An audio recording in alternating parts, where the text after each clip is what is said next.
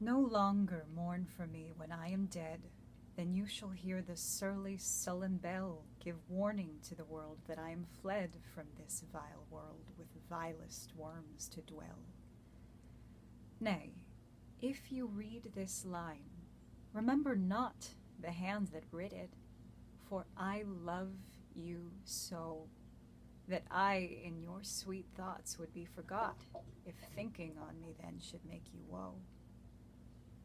Oh, if I say, you look upon this verse when I perhaps compounded am with clay, do not so much as my poor name rehearse, but let your love even with my life decay, lest the wise world should look into your moan and mock you with me after I am gone. I was not planning to read that sonnet today. I was actually dreading coming to that sonnet. But someone who I love very much lost a loved one today. And so I figured it was a good time to jump to it.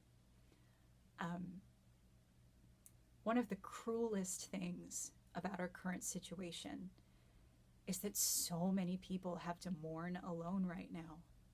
You know, we can't gather together to grieve. We can't have funerals. We can't even hug the people who we love, who we know are hurting right now. And that to me is just the cruelest. So this sonnet is for my friend Mike. Mike, I love you so much. This is my hug to you. This is my hug to your family. And this is my hug to everyone who is grieving and will be grieving in the days to come. We're going to get through this together, apart, but together. Yeah, so digging into the sonnet just a little bit, we talked a bit about how the sonnets tell a kind of story. This sonnet, again, is addressed to the fair youth, but it sets off this group of sonnets that's all to do with death. I don't know exactly what was going on, whether Shakespeare was sick or suicidal or just dealing with his own old age, because we know that he was older than the fair youth. But for whatever reason, Shakespeare was preoccupied thinking about his own death during these sonnets. And you can read the sonnet in several ways. You can read it as very straightforward and genuine, that he's saying, please, don't mourn for me any longer than you can hear the death knells ringing, because I love you so much that if thinking about me makes you sad, then I don't want you to think about me.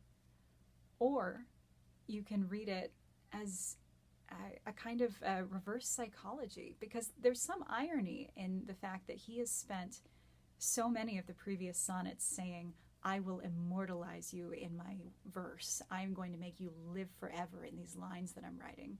And yet he says, nay, if you read this line, remember not the hand that writ it.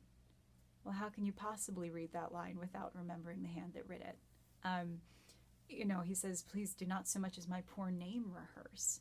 There seems to be a kind of, again, reverse psychology saying, please don't forget me. There's a wonderful quip by Oscar Levant that someone once said to him, there's a lot of Freud in Shakespeare. And he said, nah, it's the other way around. Nobody understood the human psyche better than William Shakespeare. So if you ask me, is this sonnet straightforward and genuine?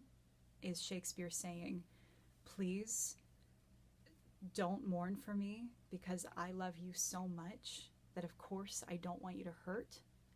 Or is he saying, please mourn for me, please remember me, because I love you so much that of course I don't want you to forget me, of course I want to have mattered and I want you to remember me?